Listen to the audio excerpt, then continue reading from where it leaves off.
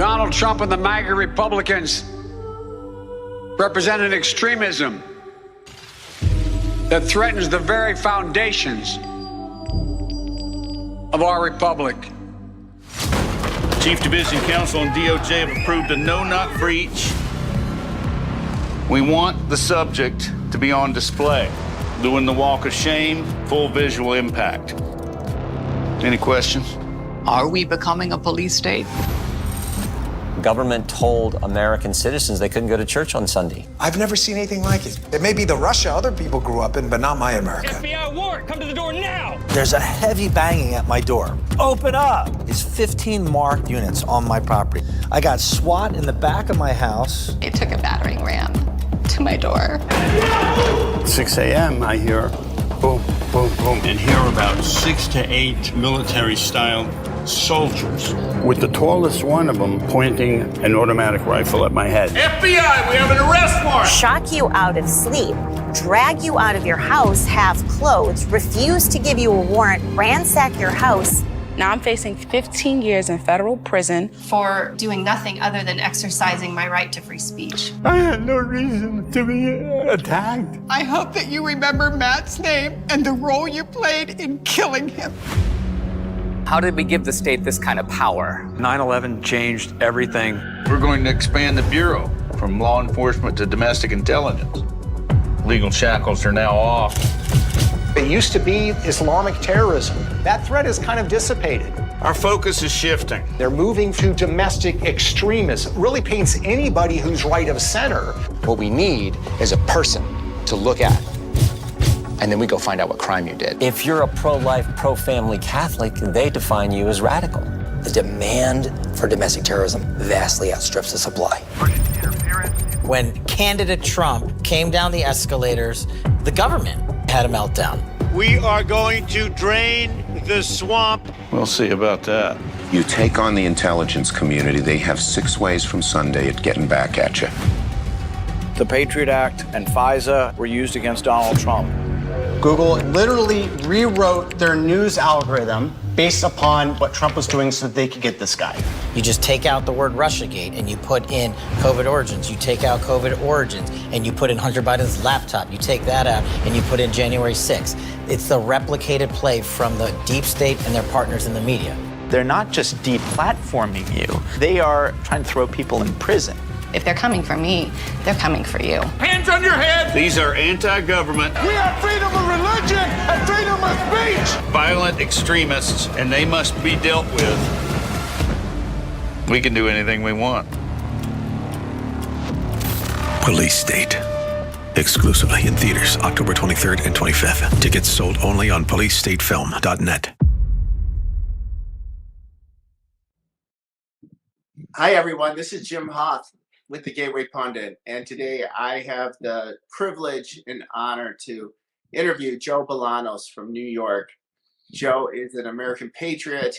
He was at the January 6th rally back in 2021, and today he's going to tell us his story. And Joe, it's really an honor to have you on. I look forward to this conversation. Thank you very much. Thank you for having me. And so let's just get going. I received some information from Dinesh D'Souza, and of course his film Police State is coming out next week.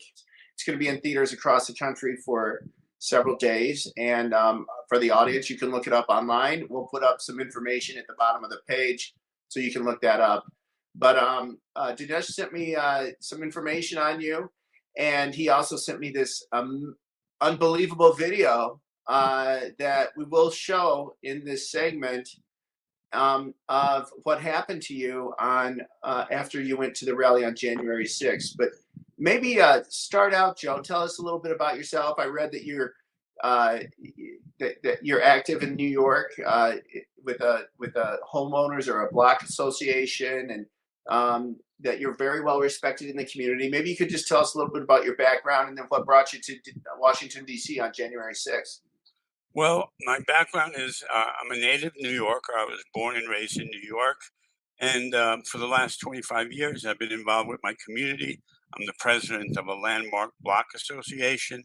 I've also been the president of the Community Council for the NYPD. I was that during 2000, 2001, 2002. And basically, I'm the go-to guy when a lot of people need information or if they need help. And I went to Washington. I also have received a commendation for civilian heroism for saving a girl's life back in 1980. Actually, I intervened in a robbery. But that aside, I went to Washington. I had no idea that I was going to go to Washington 4 days beforehand. So I think it was Tuesday, wasn't it? I keep forgetting. Tuesday or Wednesday, yeah. Wednesday. It was Wednesday. And so what happened by the previous Friday, I didn't know I was going, but a friend of mine called me who's an ex-neighbor. She told me she was going to DC. She's in California, Sonoma, and she was going to DC. And I love this girl like a sister. And I said, hey, I'd love to see you. She goes, well, I'm going to Washington. I'm going to do some tour, some sightseeing, and I'm going to go for the electoral count. And I said, certification. I said, great, I'll meet you. So that Wednesday, it was Wednesday, that morning, I left New York by Amtrak. And I couldn't stay for long because my mother was in a rehab center and I was really worried about her. So anyway, I caught up with my friend and she had brought a girlfriend with her. And we basically got together, went to their hotel room. It was very cold that day. I mean, it really was chilly. So we went to their hotel room to warm up, had a few snacks, and this is very important if you want to get back to it, because it's really a great footnote. But we had a few snacks, and then the girlfriend said, let's go to the Capitol. Let's go to the Capitol. I said, okay. So we walked, and I think it's Constitution Avenue, which is the big thoroughfare street that goes up. So we walked up. There were thousands of people walking with us calmly, veterans in wheelchairs, grandmothers, children. And it was pretty much a festive feeling all around. And we could see, I was photographing, I was videotaping 360 video. And you can see that on the sides of the boulevards, and this is important, they had salt trucks, like orange salt trucks blocking the streets. This is important because as we approached the Capitol, there were no signs, there were no police, there were no salt trucks. We walked right up the back, unobstructed. Wow. So we did see some police cars with people in them, I guess prisoners, go by us with sirens on and what have you. But we were totally unobstructed, and that's really important. So anyway, so we got close to the Capitol, but not near the stairs. And we saw people in the background climbing walls. And I said, listen, this is it. We're not going any further because something's going on here. And yet still people were singing. And so we stood our ground. And then all of a sudden, about 10 minutes later, there was an emergency alert on all the phones saying that Mayor Bowser had just declared an emergency and that the National Guard was responding. At which point I said, I'm allergic to tear gas and rubber bullets. I'm out of here. So what time was that then, Joe? Do you remember? Because that would have been later on in the afternoon, right? Yeah, it was about 10 to 3.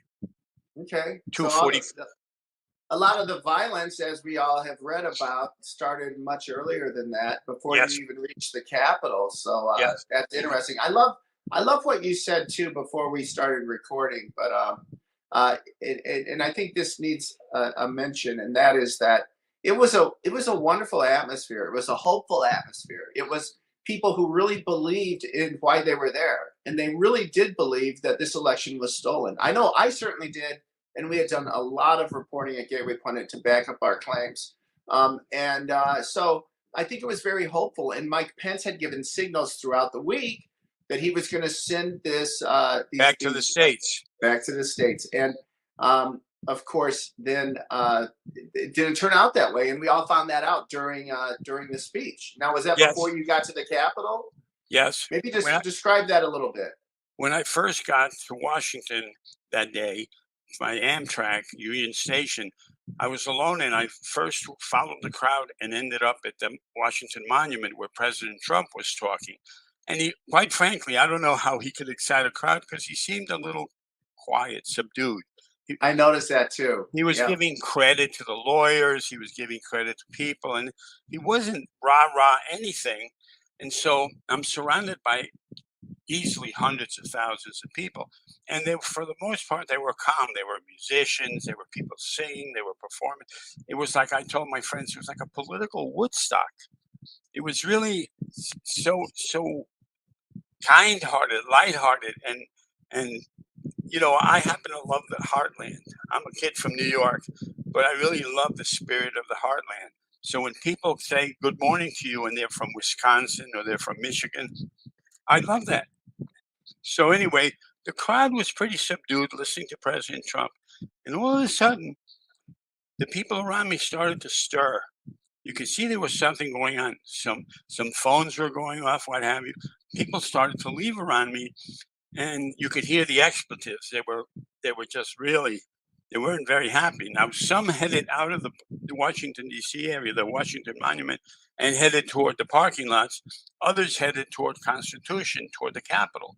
And I later found out that the word had been leaked out about what Vice President Pence was going to do. Instead of sending it back to the states, he was going to follow the Constitution, whatever that meant.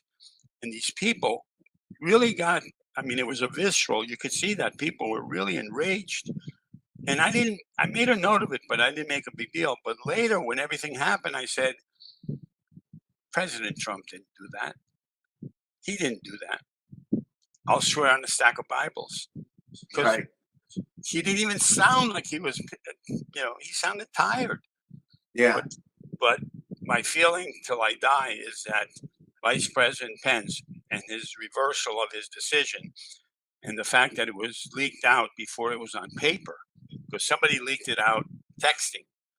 I'm really fully convinced that whatever the change in emotion in that crowd had to do, I'd say about 85% because of that.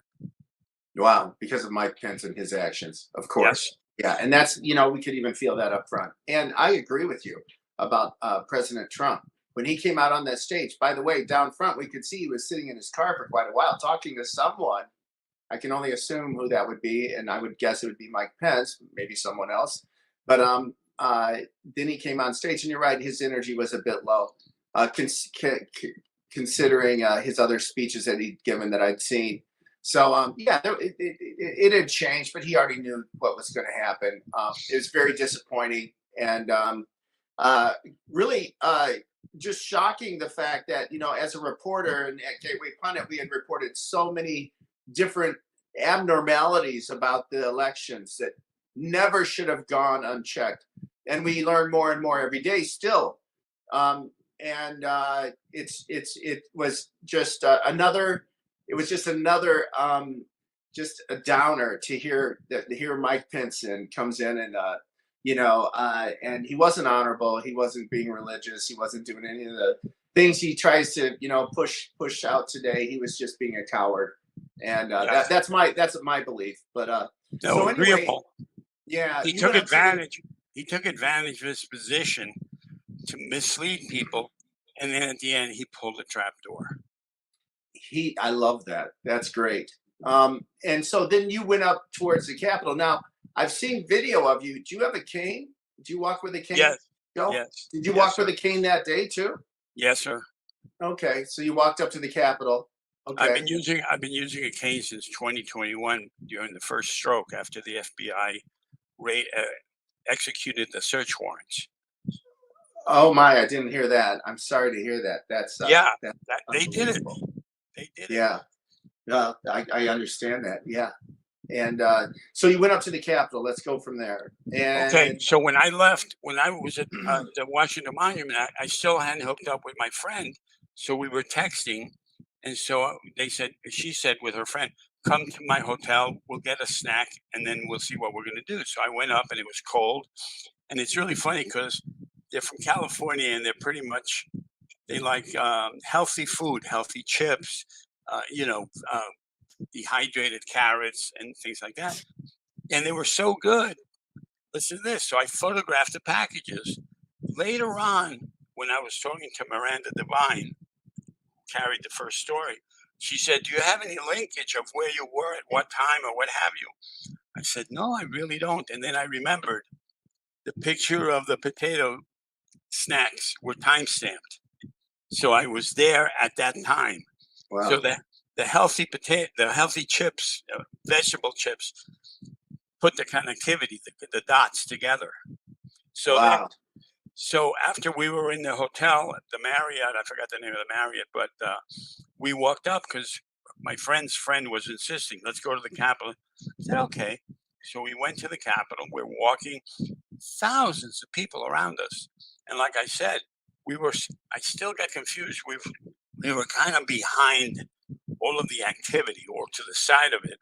And there were no police cars, no signage, no barriers. There was one small bicycle barrier. And it's important to note because when the FBI were interrogating me in a car, I said to them, what is this all about? Well, you were trespassing on grounds. I said, I know a little bit about that. If there's no signage, you can't know that you're trespassing. And they shut up. Follow? Important that we were walking. There were no barriers. There was one small bicycle barrier, no police cars, no sanitation trucks blocking or protecting the Capitol grounds. So we just walked. Everybody walked together. And this is important because later when the FBI was interrogating me in a car, like a month later, I said to them, I said, what did I do wrong? You were on the grounds trespassing.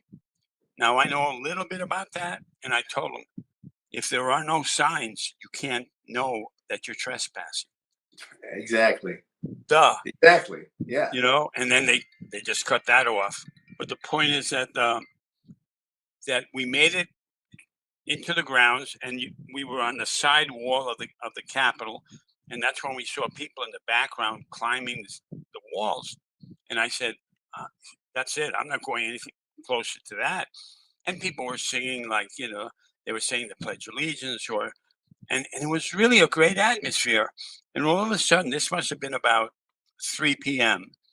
Everybody, all the phones started going off, and it was an emergency alert from Mayor Bowser announcing that the National Guard had been activated. So at that point, I said to my friends, I said, I'm allergic to tear gas and rubber bullets. Let's get out of here. Let's go back to the hotel. And we did, luckily. But when we got to the Marriott, there was a Starbucks in the lobby. So I'm online to buy a coffee.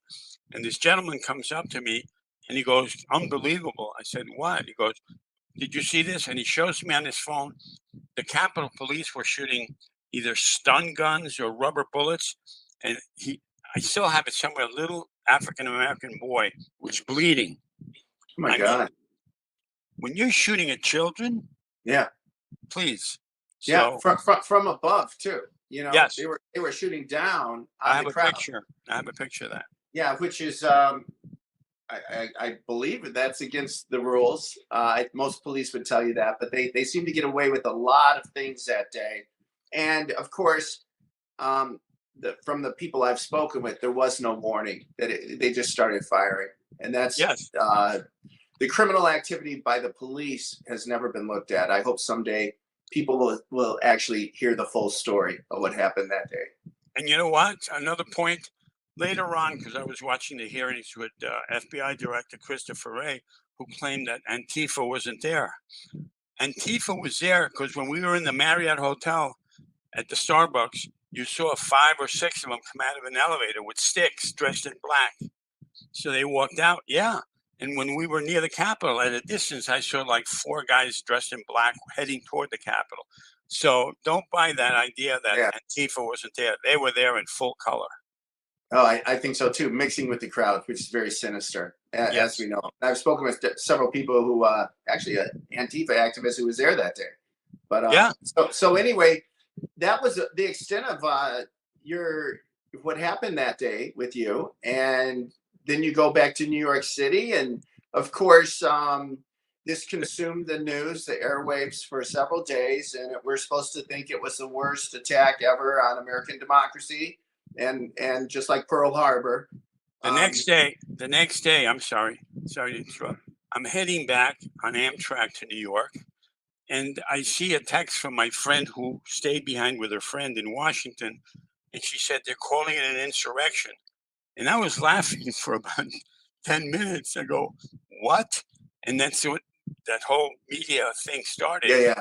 And Wow. it was totally unbelievable because it wasn't. Believe me. That's such a great point, because it was the media that pushed that Unbelievable. that nonsense and that complete lie. Talk about fake news. There never was an insurrection. There never was a seditious conspiracy. We know that. The evidence shows that, despite what these kangaroo courts came up with. No guns. Yeah. No guns. If you're going to take over a government. Yeah. Right. And the Oath Keepers were supposed to take over the Capitol, but they didn't go inside, and they left their guns back in, out in of the cars. Columbia. Yeah. It's complete. It's infuriating, is what it is. It's just lies. The first time that I really came face to face with the idea of gaslighting, where you see something that you know is true because you were there, and then you hear a narrative from somewhere else that is completely false, and you're saying, what am I, in the Twilight Zone? I mean, this is crazy. It really is. I was waiting for Rod Serling to pop up any minute because it was absolutely unbelievable. And you know something? If 500,000 to 1 million people wanted to take the Capitol, they could have done it without guns. All you got to do is storm everything, and they didn't. Right. So, insurrection is not a word that I use. It's awful that they smear people that way. So you get back to New York, and then the incident. I guess you got a call from the FBI, or they came by your house. Well, first, what happened was I came back Thursday morning, and then Friday I was at my local cafe where I was showing some footage to my friends because it was really. I'll send you the footage; is unbelievable. And I was saying, "Wow, look at this!" Blah, blah, blah, blah. Now, at the same time I was there, a neighbor of mine passed by and heard me talking about the footage. So that Sunday, I get a message from an FBI guy from a 202 area code, DC. So I call him back Monday or Tuesday, left a message. He never called me back. So time goes by, and on September 4th, that Thursday, I was at my mother's house, and I get a knock on the door. Who is it? JTTF or NYPD. I open it up, and I thought they were the ones that had called me. So I said, "Oh, is this about DC?" And they go, "Yes." I said, "You're the guys that called me." They go, "We didn't call you." So they're not even in communication with each other. Okay. So I ask them in the whole thing. They start asking me, the good cop, bad cop. Are you a member of Proud Boys? What do you use for social media? Are you BLM? I said, look, my background is law enforcement. I've never been arrested. That's not my deal. I said, in fact, I have footage of where I was exactly. They go, you have footage? Where? Camera? Can you make us a copy? I said, sure. When you're innocent, like a lot of friends of mine said, you should have said lawyer. If you're innocent, you're cooperating. You know? So I gave him a thumb drive with the video. Do you have the original? I said, yeah, but it's in my house. They said, we'll pick it up on Monday. I said, okay, great. They left. They said, we hope your mother feels better. Wow. I said, thank you, goodbye. And I didn't think twice of it. So that Sunday, after they showed up, was Super Bowl Sunday. So I decided to go from my mother's apartment to my house to pick up the originals for them because they were coming Monday. They never showed up. And that Monday was my mother's birthday. So I used to have a tradition. I would bring her a cupcake. Nice. So. And this is how many days after they first visited you then? Within a week? When they first visited me was the 4th, and they didn't show up on the 8th, which was Monday. So a week after the 4th, which was the 12th, that's when I was sleeping and I hear boom, boom, boom, open the door, FBI, or we'll knock it down. So I get up, I open the door to my mother's apartment. She's not there, of course. And there are about 10 JTTF military type, camo type of garb with one guy pointing an automatic rifle at my head. So I'm looking at this and I see 2 of the 4 people that had talked to me a week before. And I go, what is this? They go, search warrant, turn around. I stepped out. I was in my underwear, my long johns. They handcuffed me, and I saw a battering ram. They would have knocked down the door if I didn't open the door. And then they took me down. They got me some pants, and they took me to one of their cars, and they interrogated me for about 4.5 hours. Yeah, until I got sick. I was starting to feel really bad, really bad. Oh, and here's another point you might really find interesting. When I was getting sick, all of a sudden, the female and the male in the car, FBI agents, they were stirring and they were looking around for something because they had gotten some kind of text. And the only thing I saw was a guy with a camera, like a news guy with a camera. No labels, nothing. But it was only one guy. Later on that night, there was going to be a piece about what happened to me on the NBC local news. But here's the thing. No other local news showed up. And I said, why NBC? Why? You know, this is very rare because you know how things happen. They have like 10 cameras of 10 different things. Turns out, you know how you hear the FBI saying, we can't discuss this, ma'am, it's under investigation? Well, the head of one of the reporters at NBC Local used to be the PR guy for the FBI. His name, Joe Valiquette. So I have no doubt that when the FBI was going to do their thing, they called him, tipped him off, and that's why he was the only camera there. Wow. So, yeah, no, it's huge. You could look it up. He was the PR guy, I think, for 20 years for the FBI. So that was a little clue that kind of got me thinking something is wrong here. And then they called an ambulance for me.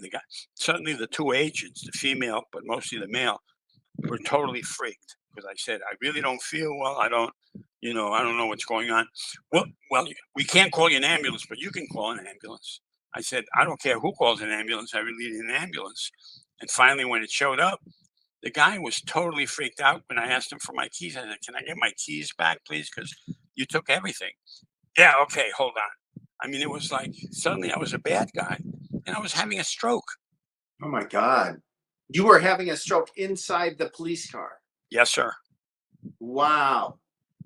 At first, I thought it was a heart attack because I felt some tightness in my chest. But soon I realized that I couldn't move my leg, my left arm. To this day, my left leg is very numb a lot of times. I have about 60% use of my left arm. My left shoulder goes numb. And if I'm lying down, I just tip over because of the weight. So they took me to the hospital, and that's the last I heard of them. They never checked up to see if I was okay. Nothing. My God. Oh, my gosh. That's awful, Joe. Oh, let me tell you, and it was part confusion. I wasn't angry because I said, I haven't done anything wrong. You know, I was more saying, boy, these people are nuts because they're spending so much money. I mean, they hit my apartment. They knocked down the door. I was there with my mother's apartment. I mean, that cost a lot of money. And they had me under surveillance because when they showed the search warrants, they didn't even show it. They left them in a pile. They never showed me the search warrants.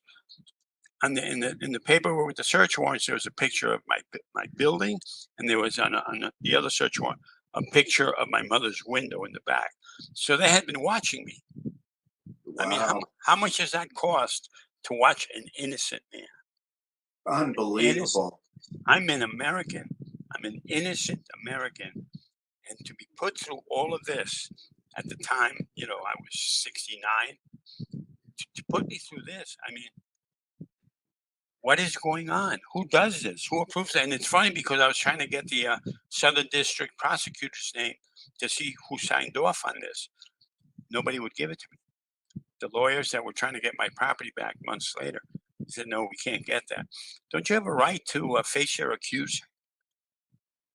We used to. We certainly used to in America, yeah. Yeah. Oh, my gosh. Well, I'm gonna take a second and we're gonna run this clip. Okay. Of when your home was broken into while you were over at your mother's apartment, correct? Yes, sir. Mm-hmm. Okay, well, we'll play that here. Okay. Joseph Bolanos is a New Yorker who went to Washington, D.C. on January 6th, but never went inside the Capitol. The FBI came to get you at your mom's apartment. They simultaneously went to your apartment. Yes, sir. So I had a regular doorbell camera, and you could see in the sequence that an FBI agent comes up, so he put a sticker over the lens of the Ring camera. What he didn't know is that the peephole on the door was also a camera. If you have a legal search warrant and you're walking into a property, why are they neutralizing the cameras? Police, search warrant! Search warrant! It looked like a herd of cattle went right through the apartment. Police state. Are you next? Joe, so that was the clip of the FBI busting through your door. Yes, and you sir. were at your mother's house at the time. And So here they knew that I wasn't home. But yet, when I spoke to some neighbors a couple of days later, the theatrics were unbelievable. They were all over my block. They were questioning delivery boys. They just blocked off the whole street. They went to the local precinct. I mean, it was, theater. My Dramatic God. Theater. Yeah. And they busted through the door and just was your home just it was just shattered. They ransacked it. What happened was here to be clear and to be honest, the apartment was a bit messy because I was fixing up some things. My mother's was a little bit messy because I was trying to make wheelchair accessible for her in case she was coming home. So my apartment was not Martha Stewart ready, but the fact that you should see what they did to my mother's apartment. I mean, luckily she would have died if she saw suitcases on the bed, everything on the floor. The point is that they didn't leave it like they found it. If they found it a little messy, okay. But if they left it messier, that's wrong. They covered all the cameras. They covered the cameras, which is an interesting point because when they hit Mar-a-Lago, they wanted to get the security system turned off. And they refused. They said, no, we're not going to do that. The lawyers for President Trump. If a proceeding is legal, why should you hide it? Absolutely. If you have a warrant to search things, what's wrong with cameras? If anything, if somebody accuses you of something, you've got something that'll disprove their allegations. Right. But first thing they do is cover the cameras. Yeah. Unbelievable. Well. And I'm missing things. Oh, you are? Still? Oh, both in my apartment and my mother's apartment, we were missing things. One was a box of coins in her apartment, and in mine was just a GoPro. It wasn't anything really. But you had it at one time and you don't have it now. And it's a government who took it. I'm pretty sure. I'm not going to go 100%. Okay. But yeah, they just happen to take everything else for the warrants. So anyway, after that, I was in the hospital, and a neighbor, because I didn't have a phone, so I called a neighbor. I couldn't walk because of the stroke. I was at risk of falling, so I couldn't leave my bed without somebody walking. And that night of the raid, the only thing I could think of was my mother. It's like here I was, maybe dying, and all I could think of, excuse me, was my mother. And it's the hardest feeling in the world when you can't contact anybody. You're like a prisoner on an island. And anyway, that was just a feeling that day because I pictured these JTTF clowns having a beer somewhere saying, oh, yeah, we did a great job today. Oh, yeah. I could see them at a bar somewhere while I'm sitting there trying to hold my balance while I'm standing. Oh my God, that's horrible. It's really unbelievable. Have you been able to tell your story before? I know Dinesh has spoken with you. Has there been others who you've been able to talk to? Well, in the beginning, 2021, nobody would hear me. The first person that heard me was Miranda Devine from the Post, and she was absolutely stellar. And so once she got the word out, and then I was on Laura Ingraham, and then I was on Dinesh's podcast 2 times, and then everything went quiet. People wrote about it in the Federalist and the American Thinker. Wow, this poor guy, blah, blah, blah, but they never really spoke to me. So the hardest thing was, in 3 years, I couldn't find a lawyer. Can you believe that the state of law, we have 330 million people in this country, you can't find one lawyer that will represent an innocent person. They either wanted $250,000 retainer, or they refused because they were scared. No, we're not going after Southern District or the D.C. jury. You know, it's like I told Dinesh, I mean, our justice system has become like a sport. In other words, this judge was appointed by Obama. This judge was appointed by President Trump. You know, it's almost like they're coaches. You know, it's not equal justice for all anymore. And that itself is so slanted and biased that you don't stand a chance. So all these years, the FBI disabled me. I am now disabled. And I couldn't find a lawyer to represent me. What does that tell you about the system? Yeah, that's awful. That's just awful. I've heard this, of course, numerous times, but it's just horrible development in our country. It's only happened the past 15, 20 years, or maybe less. Yeah. Oh, that's awful. So, anyway, you were able to get in. You spoke with Dinesh. You've told his story. How are things now? Regarding me? With you never were charged. I was never charged. They returned my property. I had to have a lawyer do whatever he did, and he wouldn't tell me what he was doing. And then finally they gave me a date, and Miranda did a blurb about a year and a half ago, because right before the 4th of July, 2022, they returned my 15 boxes of devices, because I'm a tech, so I have a lot of computers and iPads and stuff. So 3 days before 4th of July, they returned my equipment, and no apology, no letter of apology, no vindication. They just returned the property.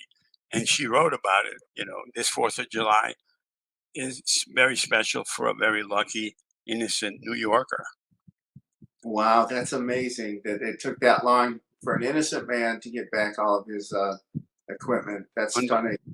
And they went through my, by the way, I'm sorry, they went through my iCloud. They got subpoenas for iCloud, Dropbox. And it's funny because iCloud and Dropbox notified me a year after they had gotten the subpoena. So what's that tell you about freedom of information or rights? And their files are missing in my Dropbox too. So who knows where they went? Nothing important, but you could see on one where they accessed all the files on April 16th, I think it was, of 2021. You could see they went right through everything. So they were looking. This is the crime, and it is a crime where you target an American citizen, and then you try to back up whatever you think he did or she did, and that's not justice. That's not America. That's not. If you got goods on me because you followed me for 3 months and you have video and you have things, and I did something wrong, okay, that's a plea bargain.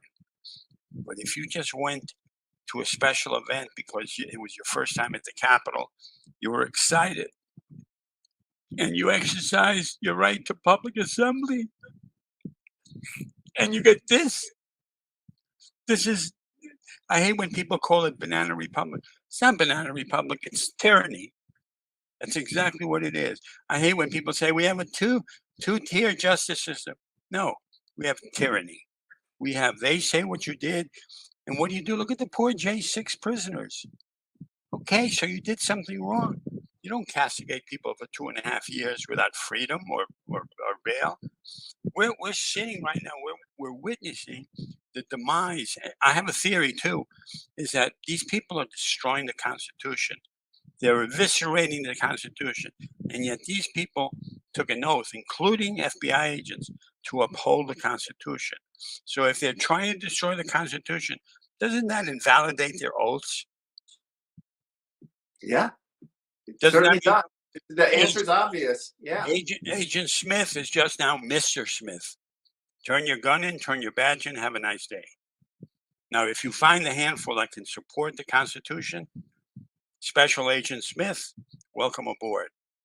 But everybody from the Attorney General to Christopher Wray, all of these people, the 7th floor, all those people at the FBI building, 7th floor, you took an oath to support the Constitution. You're not doing that. handing your gun and your badge. You know what I mean? It's like you're swearing to something that you don't uphold. It's Absolutely. weird. It's really Yeah. weird. It's like the Constitution has just disappeared in our culture, in our country. And you're absolutely right. I can't agree with you any more than how you said it. This is just absolute tyranny. And what's happened to you, Joe, was just outrageous. So And you know what? When you see, I get a big kick out of it. Not a big kick, but when you hear conservatives saying, well, our freedom, our Constitution, the other side never mentions the Constitution. They never do. Right. They never do. That's like, excuse me, what's wrong with this picture? You got one side that's holding on to something that they believe in justifiably, but you have the other side that's saying, what's a Constitution? Right. It's like a Fellini movie. I mean, it's really bizarre. Truly. Yeah. I agree with you. Yeah. They're just making things up as they go, just for more power. And that's what it certainly seems like. That's Well, right. Joe, this is amazing to hear your story. And I hope you keep us updated. I hope I get to see you next week at the premiere at Mar-a-Lago. But I'll be there. All right. Well, thank you for your time. I'm really sorry to hear what happened to you, Joe. That's Thank really you so awful. much. Thank you so much. I am just so happy with this interview, but more importantly, I'm a big Gateway Pundit fan. So it's almost like becoming a reality is great. The Cash Patel story last week was unbelievable. Thank you. Yeah, Cash gave that to us. Yeah, I it's hope amazing. he's at the opening. Yeah, great. I hope so too. I've been reading Government Gangsters. Anyway, the point is that we're all in a similar circle. And you know something? It's really great to know that people are with me. And we are. Thank you so much. Thank you. Oh, thank you, Joe. I appreciate it. God bless you. You're an American patriot. And what happened to you was wrong. Thank you so much. Thank you. Maybe we'll find a lawyer. Yeah. Okay, Thank Joe. you. Let's stay in Good to touch. see And if you have a give, send, go or anything, please send that to us, and we'll put that up on the page. Okay, when we write about this. All right. Thank you so much. Have a All great right, Joe. day. All right. Stay safe and great talking to you. Thank you. Amen. Thanks a lot, Joe.